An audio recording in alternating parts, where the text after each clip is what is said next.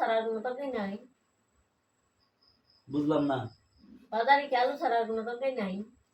প্রতিদিন তো এই আলু দেয়া তরকারি, আলু তরকারি খাইতে খাইতে ভালো লাগে না, একই তরকারি দা। অবস্থা দেখছো? আলু আলু তরকারি ভাল লাগে না।